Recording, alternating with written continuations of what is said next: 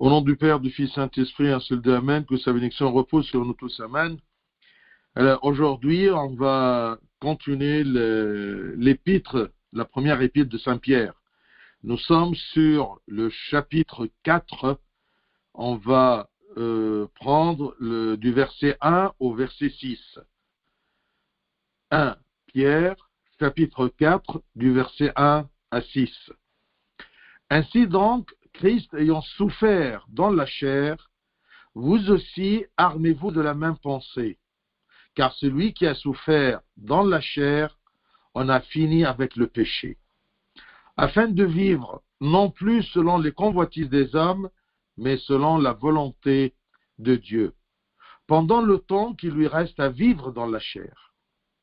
C'est assez, en effet, d'avoir dans le temps passé accompli la volonté des païens, en marchant dans la dissolution, les convoitises, l'ivrognerie, les excès du manger et du boire, et les idolâtries criminelles.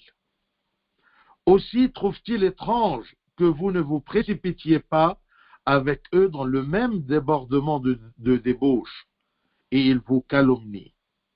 Ils rendront compte à celui qui est prêt à juger les vivants et les morts. Car l'évangile a été aussi annoncé aux morts, afin que, après avoir été jugés comme les hommes quant à la chair, ils vivent selon Dieu quant à l'esprit. Gloire à toi éternellement. Amen. Alors, cette première partie du 4e chapitre de la première épître de Saint-Pierre, elle nous parle à propos de la douleur et le dernier jugement. Parce que la douleur et le dernier jugement, la pensée qu'il y a un dernier jugement, plus la douleur qu'on subit dans la vie, eh bien, ces deux éléments nous aident à se repentir, nous mènent au repentir. La douleur et avoir toujours la pensée qu'il y aura toujours un dernier jugement. Ça nous sollicite à se repentir. Alors, il commence à parler à propos de notre idéal ou notre bon exemple qui est devant nous, c'est le Christ dans sa douleur. Ainsi donc, Christ ayant souffert dans la chair. Ça, c'est très important de point de vue dogmatique parce que ici, il nous rappelle que Christ est complètement Dieu et complètement homme. Il est souffert selon son humanité, uni à sa divinité. Il a souffert dans la chair, selon l'humanité, pas selon sa divinité. Alors, si le Christ ayant souffert dans la chair, vous aussi, armez-vous de la même pensée. La même pensée, c'est-à-dire de supporter la douleur. C'est ça la pensée la pensée qu'elle doit nous rendre forts en confrontant les douleurs de ce monde-ci. Donc, les chrétiens, les enfants de Dieu, font face à des douleurs non seulement pour contrôler leurs désirs, parce que c'est déjà une douleur de lutter contre les désirs de ce monde. Les douleurs qu'on subit, qu'on subisse dans ce monde, ce n'est pas simplement des douleurs physiques, mais des douleurs morales aussi. Quand on lutte contre un péché, quand on lutte contre le plaisir d'un péché, c'est déjà une douleur. Donc les chrétiens font face à des douleurs non seulement pour contrôler leurs désirs, mais aussi pour supporter les moqueries des personnes méchantes avec qui ils partageaient leurs désirs. Parce que il y a un moment où nous sommes passés une partie de notre vie dans des désirs et loin de Dieu. Et on a confronté des gens dans ces désirs et dans ces douleurs de ces désirs. Alors, quand on quitte ces personnes méchantes et on se repentit, ils ne nous laissent pas tranquilles. il essaie toujours de nous suivre. S'il n'arrive pas à nous attirer vers eux et vers le mal, où on vivait ensemble, eh bien, il commence à se moquer de nous. Donc ça nous donne des douleurs, nous fait des douleurs, d'accord. Supporter les moqueries des gens, d'accord, ce n'est pas facile. Donc, quand l'enfant de Dieu se repent, il a toujours ces anciens collaborateurs du mal qui commencent à se moquer de lui, à lui faire mal.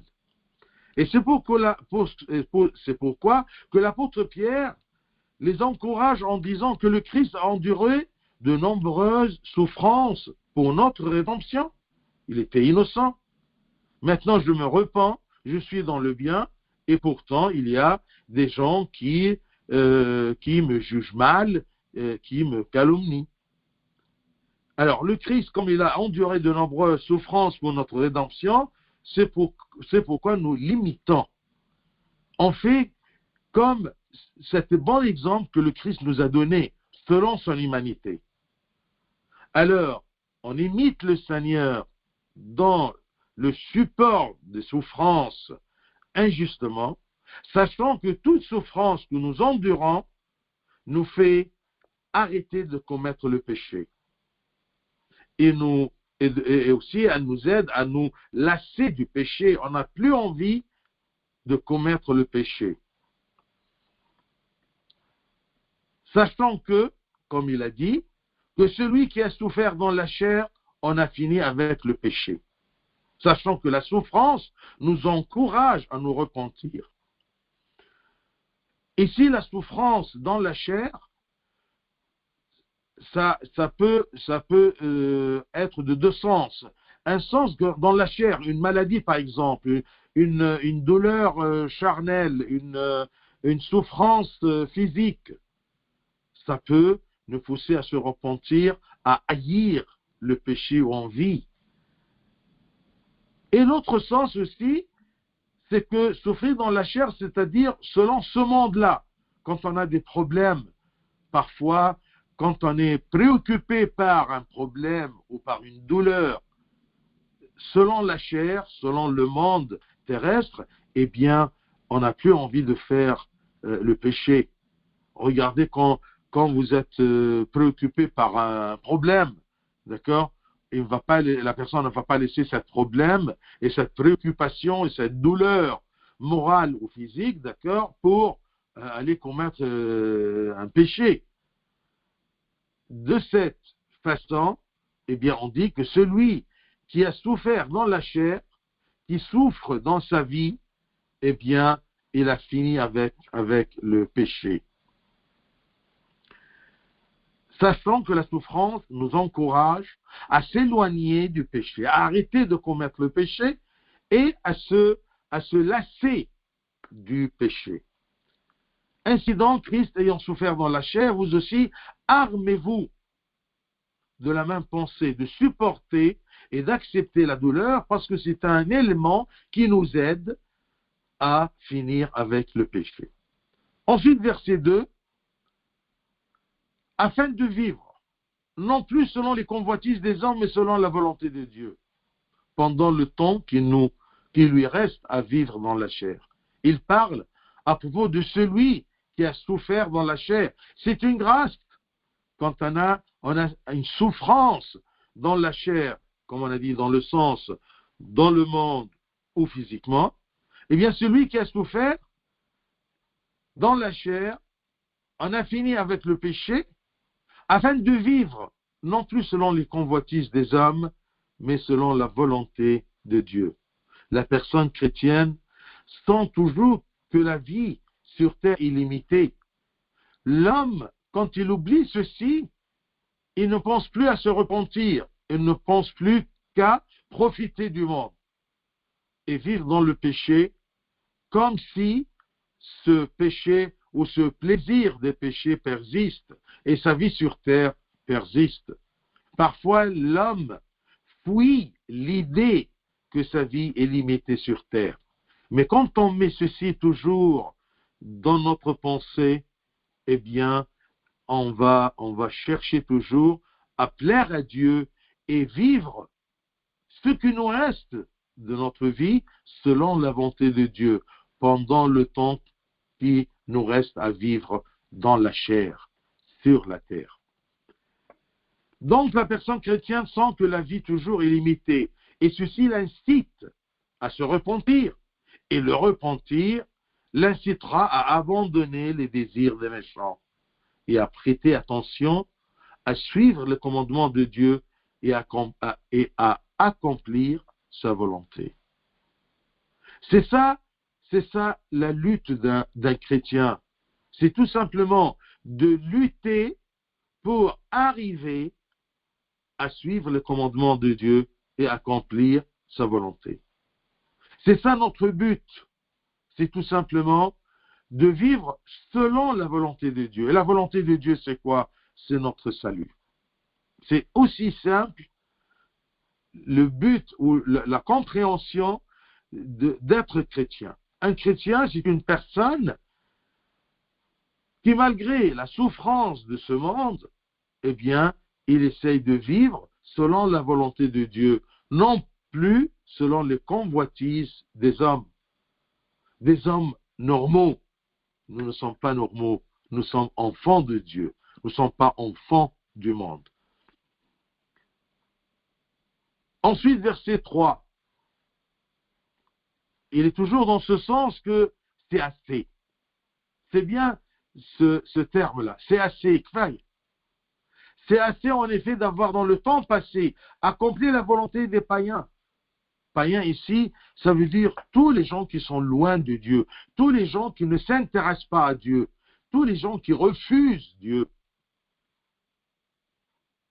C'est assez en effet d'avoir dans le temps passé accompli la volonté des païens en marchant dans la dissolution, les convoitises, l'ivrognerie, les excès du manger et du boire et les idolâtries criminelles.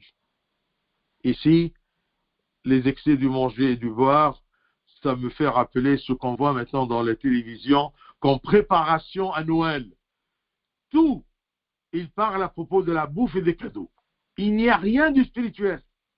Eh bien, excusez-moi de dire, ça, c'est vraiment la volonté des païens. Et c'est dommage, parce qu'il y a beaucoup des familles chrétiennes que pour eux, Noël et les fêtes de fin d'année, ce n'est que, d'accord, je ne sais pas, les plats traditionnels de Noël et les cadeaux de Noël et le sapin de Noël. On ne pense jamais maintenant, ou on pense rarement à propos de la crèche de Noël. Normalement, dans les églises, on s'intéresse beaucoup plus de la crèche, plus que le sapin. Mais maintenant, dans la maison, on essaie toujours de faire le sapin comme une apparence de Noël et la joie de Noël. Mais où est la crèche? Où est le sujet de ce Noël-là? Celui qui est né, le Christ, il est où? Il n'est pas sur le sapin. Il n'est pas dans le sapin, mais dans la crèche. Vous voyez? C'est ça ce qu'on vit aujourd'hui comme volonté des païens, leur habitude, leur façon de vivre selon la chair. Alors l'apôtre Pierre, dans ce verset, nous met en garde contre le gaspillage de notre vie passée dans divers péchés. On a gaspillé un moment de notre vie loin de Dieu, loin de ses commandements, loin d'y penser au jugement et aux pensées et à penser à propos du royaume des cieux. Eh bien, assez. Assez de ce qui s'est passé et essayons maintenant de profiter de ce qui reste de notre vie pour vivre avec Dieu, pour vivre en Christ. Et là, dans ce verset, il cite un nombre de péchés répandus que les croyants partageaient auparavant avec les païens, avec les incroyants, comme ici il dit la dissolution j'ai cherché pour savoir le sens de ce terme. Eh bien, la dissolution, c'est l'immoralité, le débauche, la dissolution des mœurs. Ils ne sont pas encadrés, ils ne sont pas contrôlés. Les mœurs sont dissous, sont perdus, parce qu'ils suivent la volonté des païens. Alors, la dissolution, les convoitises, les impuretés, les péchés, l'amour des aliments et des biens, l'ivrognerie, c'est la dépendance, bien sûr, à l'alcool, mais toute dépendance. Il y a par exemple des gens qui dépendent d'une cigarette. Ils ne peuvent pas prendre la communion parce qu'ils n'arrivent pas à s'empêcher quand ils se réveillent le matin de fumer. Il y a des gens qui sont même, ils vivent la dépendance au foot. Parfois, eh bien, il peut ne pas aller à une réunion ou à une messe même parce qu'il y a un match de foot. Parce qu'il préfère jouer au foot que aller participer dans des activités ecclésiastiques. Donc, la dépendance est toujours une prison des choses qui lient la personne loin de vivre selon la volonté de Dieu. Et aussi, il dit, les excès du manger et du boire, tout ce qui est matériel, et les idolâtries criminelles, c'est-à-dire les mauvaises rencontres, les fréquentations. Il n'y a pas des idoles comme dans le temps des statues. Non, il y a d'autres genres d'idoles. Toutes choses qui t'éloignent de l'adoration de Dieu, c'est une adoration d'un idole, d'un désir. Le désir dans ma vie ou une dépendance à quelque chose dans ma vie est considéré comme un idole qui m'éloigne de l'adoration de Dieu. Donc les mauvaises rencontres, les idolâtries criminelles, les mauvaises rencontres et fréquentations, c'est-à-dire s'asseoir et confronter avec des personnes maléfiques et participer à leur action criminelle aux yeux de Dieu, c'est quelque chose de mal. C'est assez de vivre comme ça. J'aime bien quand tu penses à un péché et tu veux te repentir, dis-toi tout simplement, c'est assez. C'est assez. Ce qui me reste de la vie, je dois le vivre selon la volonté de Dieu, non pas la volonté des païens. Ou vivre comme les païens. Et pour ces fréquentations, ces idolâtries criminelles, eh bien, n'oublions pas le verset que saint Paul nous a dit au 1 Corinthiens 15, 33, 1 Corinthiens 15, 33, ne vous y trompez pas, les mauvaises compagnies corrompent les bonnes mœurs. Cherche toujours quelles sont tes compagnies, quelles sont tes fréquentations. Et de là, tu peux savoir, tu es sur quel chemin. Ensuite, verset 4.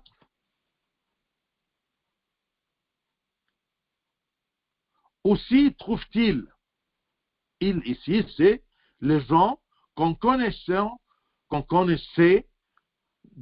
quand nous vivions avec eux selon la volonté des païens, selon la chair. Aussi trouve-t-il étrange que vous ne vous précipitiez pas avec eux dans le même débordement de débauche.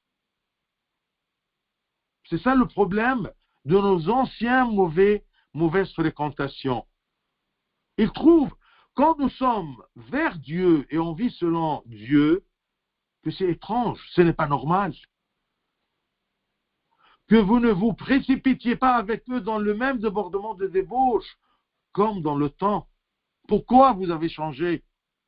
Et quand ils nous trouvent qu'on a changé, eh bien, ils ne nous encouragent pas, ou même ils ne nous laissent pas tranquilles, mais ils vous calomnient. C'est ça la douleur des chrétiens repentants. Les chrétiens qui se réveillent en disant c'est assez, je dois vivre le reste de ma vie, tout simplement selon la volonté de Dieu et selon ses commandements. Donc les méchants sont étonnés par les croyants parce qu'ils se sont repentis des désirs qu'ils avaient avec eux et aussi de se précipiter, de persister dans toutes les formes d'immoralité. Ils ne comprennent pas et ils voient que ça c'est étrange.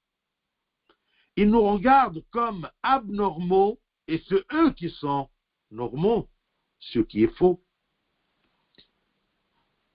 Ce qui pousse ces méchants à maudire les croyants et à les accuser des péchés qu'ils ne les ont pas commis, ils commencent à essayer de jeter avec des pierres en disant mais vous étiez comme nous et vous viviez comme nous, pourquoi vous avez changé? Même il exagère pour nous montrer que nous étions vraiment au fond du puits du mal, pour tout simplement nous décourager à continuer notre éloignement de leur mal, de leurs idoles, de leur façon de vivre. Aussi trouve-t-il étrange que vous ne vous précipitiez pas avec eux dans le même débordement de débauche. Et vous pouvez voir qu'il y a beaucoup de gens autour de nous qui nous disent toujours, d'accord, mais c'est étrange que chaque dimanche vous allez à l'église, vous faites des jeûnes, mais à quoi ça sert? Est-ce qu'il y a toujours des gens jusqu'à maintenant qui croient et qui vont à l'église? Qu'est-ce que vous faites à l'église? Le dimanche, au lieu de dormir et s'amuser et et faire des grâces matinales et tout ce truc-là, vous vous réveillez tôt pour aller à l'église. C'est étrange. Oui, c'est étrange pour eux parce qu'ils n'ont pas le Christ dans leur vie. Ils ne connaissent pas. Ils ne connaissent pas cet aimant qu'on aime et qu'on le suit. Ils ne connaissent que les convoitises, les désirs, la chair, le monde, ce qu'on mange et ce qu'on boit, les excès du manger et du boire. Ensuite, verset 5, il nous rappelle que, attention, ces gens-là, ils rendront compte à celui qui est prêt à juger les vivants et les morts. On est toujours jugé par les gens, mais ce n'est pas ça qui compte. Mais ce qui compte, c'est le jugement de Dieu. Celui qui est prêt, qui est autorisé, qui a la capacité à juger les vivants et les morts. L'apôtre explique que les nations méchantes, ces païens qui ont refusé de reconnaître le vrai Dieu, eh bien, seront tenus responsables de toutes leurs mauvaises actions le jour du jugement. Qu'est-ce qu'ils vont dire? C'est pour cela que j'aime le dicton des pères qui dit que Dieu va nous juger, non pas parce que nous avons commis des péchés, mais parce que nous ne sommes pas repentis. Il va nous juger parce que nous ne sommes pas repentis. Non pas parce qu'on a péché. Si nous sommes faibles et dans l'humanité et selon la chair, on commet des fautes, Dieu attend toujours qu'on se repente. D'accord? C'est ça qui compte. C'est ça qui nous libère de la condamnation, c'est notre repentir. C'est assez. On doit se repentir. On doit vivre selon la volonté de Dieu, non pas selon ces gens qui vivent comme s'ils vont vivre éternellement sur la terre dans ces débauches-là. Donc l'apôtre explique que les nations méchantes qui refusent Dieu seront tenues responsables de toutes leurs mauvaises actions le jour du jugement. Et il dit cela pour encourager les croyants à se repentir et à rejeter les mauvais désirs. Et il y a un jugement. N'essayons pas d'oublier ceci. Il y a des gens qui fuient cette vérité que Dieu nous a annoncé plusieurs fois, non pas pour nous effrayer, mais pour nous mettre en garde de gaspiller notre vie dans le péché, dans la façon dont les païens vivent. Enfin, le verset 6. Ces gens, ils vont rendre compte car l'évangile, c'est la bonne nouvelle. L'évangile, ça veut dire que Dieu nous a annoncé la vérité, que l'homme a besoin du salut, que l'homme a perdu la bonne image sur laquelle il était créé, selon Dieu. Il a perdu sa bonne nature que Dieu a créée. Et Dieu a créé quelque chose de bien. C'est nous, par notre volonté, qu'on a perdu cette belle image sur laquelle Dieu nous a créés. Alors, il nous a envoyé, il nous a annoncé la bonne nouvelle. C'est quoi la bonne nouvelle? Il nous aime et il nous sauve. Il nous aime, il nous donne la force et la grâce de son esprit pour se repentir. Il nous dit, je vous aime et j'oublie tous vos péchés si vous vous repentez et si vous dites, c'est assez, je dois vivre maintenant selon la volonté de Dieu. Car l'évangile a été aussi annoncé aux morts. Aux morts ici, selon l'interprétation des pères de l'Église, les morts, c'est-à-dire les gens qui ont cru et ils sont morts. Afin qu'après avoir été jugés comme les hommes, après avoir été jugés selon les hommes, quant à la chair, ils vivent selon Dieu quant à l'esprit. Donc ces morts-là, ce sont les gens qui sont morts dans la foi du Christ, dans le repentir. Donc à cause du grand jour du jugement, au cours duquel Dieu tiendra l'homme pour responsable de tout le mal qu'il a fait, les morts, ceux qui ont cru en Christ et sont ensuite morts, ils seront jugés selon les peuples. Les méchants les jugeront et les persécuteront jusqu'à leur mort, leur libération de cette chair. Mais ces morts-là, qui ont cru à l'évangile, qui était annoncé à tous, mais il y a des gens qui l'ont refusé, et il y a des gens qui l'ont refusé pour un moment, ensuite ils se sont réveillés en disant, c'est assez, je dois vivre selon l'évangile. Ils vivent selon Dieu. Vivre selon Dieu, c'est-à-dire les repentants, vivront après la mort dans le paradis de la félicité, puis dans le royaume des cieux. Ils vivent selon Dieu, quant à l'esprit. Aujourd'hui, tu peux te poser la question, je vis selon les païens ou je vis selon la majorité des gens, comme ils vivent, ou je vis selon Dieu, selon ses commandements, selon sa volonté. Vivre selon Dieu, c'est ça notre but, c'est ça notre lutte. Donc, pour que les gens ne soient pas jugés au jour du jugement,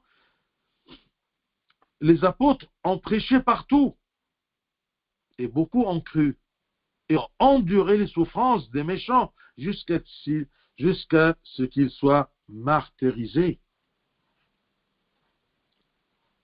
Le jugement des gens méchants nous n'influence pas que selon la chair. Je vous rappelle du verset de Saint Matthieu, chapitre 10, 28. Matthieu 10, 28. Ne craignez pas ceux qui tuent le corps. Ils peuvent nous juger.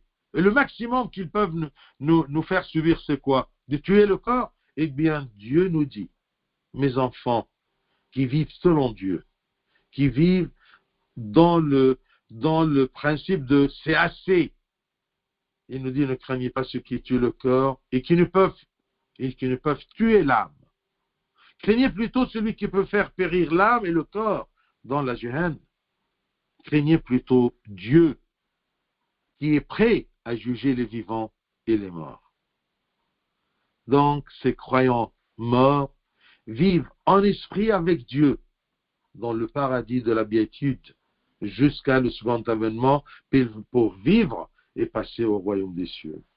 Donc, pour conclure, ne vous inquiétez pas lorsqu'une douleur vous arrive, lorsqu'une calomnie vient de vos anciennes fréquentations, mais faites-en plutôt une raison pour vous souvenir de vos péchés et vous en repentir, sachant que notre vie sur terre est courte, afin que vous puissiez vous précipiter pour saisir les opportunités et vous rapprocher de Dieu. Un bon chrétien, il considère toujours qu'à travers les épreuves, on apprend. À travers les épreuves, eh bien, ou plutôt les épreuves, on les considère comme des opportunités qui nous aident à se repentir pour se rapprocher vers Dieu. Que Dieu nous donne de vivre ce qui reste de notre vie et les années qui nous restent, si ce sont des années, eh bien, dans la crainte de Dieu et selon la volonté de Dieu, gloire à lui éternellement. Amen.